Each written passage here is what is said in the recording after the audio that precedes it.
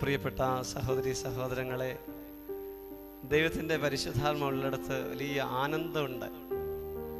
ആനന്ദം ഹൃദയത്തിൽ ആസ്വദിച്ചുകൊണ്ട് വേണം കർത്താവിൻ്റെ വചനം നമ്മളെ സ്വീകരിക്കുവാൻ.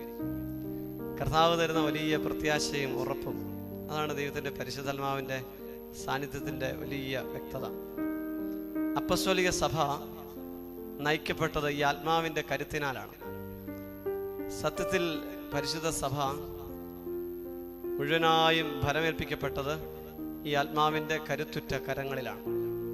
അതുകൊണ്ട് തന്നെ പരിശുദ്ധാത്മാവില്ലാത്ത നമ്മുടെ പ്രാർത്ഥനകൾക്ക് ജീവൻ ഉണ്ടാവത്തില്ല. പരിശുദ്ധ കത്തോലിക്ക തിരുസഭയുടെ മതബോധന ഗ്രന്ഥം ഇങ്ങനെ പഠിപ്പിക്കുന്നുണ്ട്, ഈ വിശുദ്ധ ബൈബിള് അത് യഥാർത്ഥത്തിൽ ഇതിൻ്റെ എഴുത്തുകാരൻ ദൈവത്തിൻ്റെ പരിശുദ്ധാത്മാവാണ്. ഈ പരിശുദ്ധാത്മാവിന് സഹായം ഇല്ലാതെ ഈ വചന പുസ്തകം നമ്മൾ മറിച്ചാൽ നമുക്കിത് വെറും അറിവായിട്ട് മാത്രം നിൽക്കാം, മരിച്ചതുപോലെ തോന്നാം. ഒരു മാറ്റവും നമ്മളിൽ ഇത് വരുത്തുകയില്ല. ഇത് വായിക്കേണ്ടത്, ഇത് ധ്യാനിക്കേണ്ടത്, ഇതിന് ഉൾക്കാഴ്ചകൾ, ദർശനങ്ങൾ നമുക്ക് കിട്ടേണ്ടത് ആരിലൂടെയാണ്? പരിശുദ്ധാത്മ. കാരണം ഇത് എഴുതിയത് ദൈവത്തിൻ്റെ ആത്മാവാണ്. അതുകൊണ്ട് പ്രിയപ്പെട്ടവരെ, പരിശുദ്ധ സഭയെ നയിക്കുന്നത് പരിശുദ്ധാത്മാവാണെങ്കിൽ ആത്മാവിനെ കുറിച്ചുള്ള ചിന്തയില്ലാത്ത ജീവിതം അത് മൃതമായ ജീവിതമാണെന്ന്, മൃതമായ വിശ്വാസമാണെന്ന് നമ്മൾ തിരിച്ചറിയണം. അപ്പം അതുകൊണ്ട് തന്നെയാണ് പരിശുദ്ധ സഭ ഏതു കാര്യം ചെയ്യുമ്പോഴും ആവർത്തിച്ച് പറയുന്നുണ്ട്, പരിശുദ്ധാത്മാവിനോട് ചോദിക്കണം. നമ്മളിങ്ങനെ അർത്ഥമില്ലാതെ ആണെങ്കിൽ പോലും ഏത് നല്ല കാര്യം തുടങ്ങുന്നതിന് മുമ്പും നാളുകളായി ഇങ്ങനെ പാടുന്നുണ്ട്, പരിശുദ്ധാത്മാവേ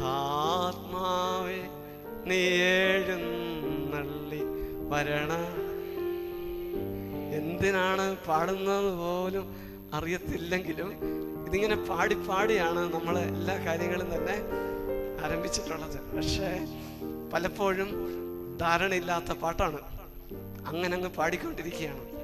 പക്ഷെ അല്പം കൂടി അറിവും ബോധ്യവും ആഴമായ ചില ആത്മീയ വെളിപ്പെടുത്തലുകളും ഈ കാലയളവിൽ ദൈവത്തിൻ്റെ പരിശുദ്ധാത്മാവിൻ്റെ സജീവ സാന്നിധ്യത്തെക്കുറിച്ച് കർത്താവിൻ്റെ സഭയിലൂടെ നൽകപ്പെടുമ്പം അതിനെ നമ്മൾ ഗൗരവമായി മാനിക്കണം. സഭയ്ക്ക് ഇന്നൊരു പുത്തൻ ബന്ധക്കുസ്ത, ഒരു നവമായ ബന്ധക്കുസ്ത, നിത്യമായ ബന്ധക്കുസ്ത ആവശ്യമുണ്ടെന്ന് നമ്മൾ തിരിച്ചറിയണം. കാരണം ആത്മാവില്ലാതെ എനിക്ക് ജീവിക്കാൻ കരുത്ത് കിട്ടുകയില്ല.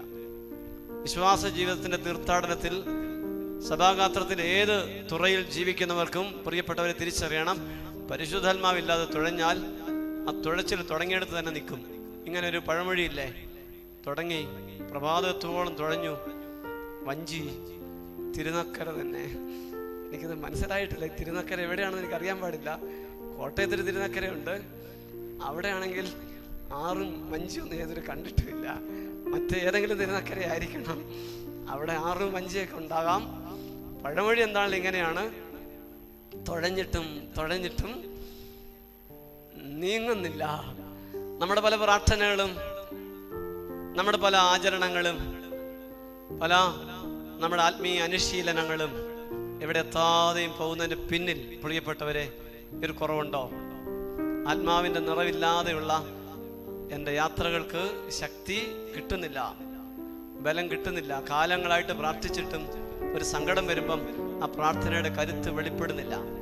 ഒരു സഹനം വരുമ്പം അതിനെ നീന്താനുള്ള ശക്തി ഈ പ്രാർത്ഥിച്ച ആൾക്ക്, പ്രാർത്ഥിച്ച സമൂഹത്തിന് കിട്ടുന്നില്ല.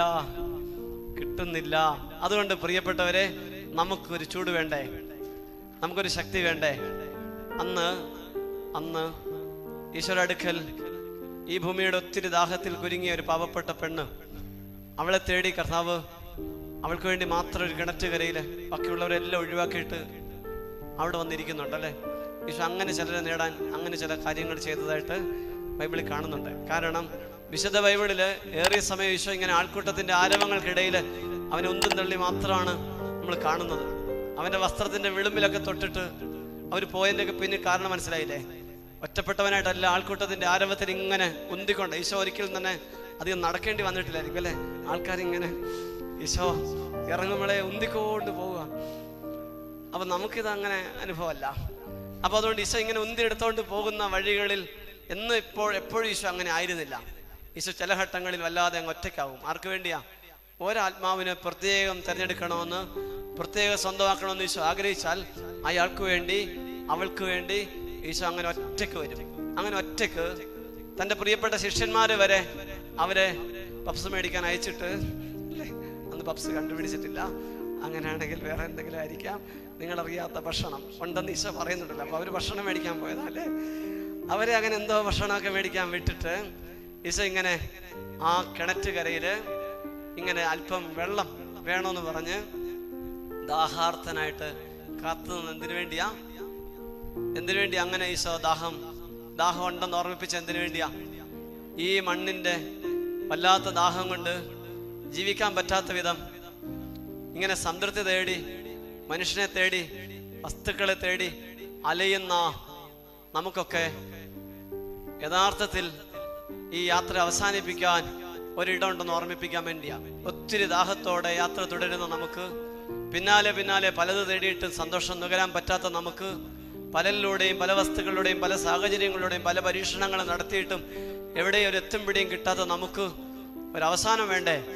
ആ അവസാനത്തിന് വേണ്ടിയുള്ള കർത്താവിൻ്റെ ഉത്തരമാണ് ജീവജലമായ പരിശുദ്ധാത്മാവ്. പറഞ്ഞേ, ജീവജലമായ പരിശുദ്ധാത്മാവ് എല്ലാ ദാഹങ്ങൾക്കുള്ള ഉത്തരമാണ്.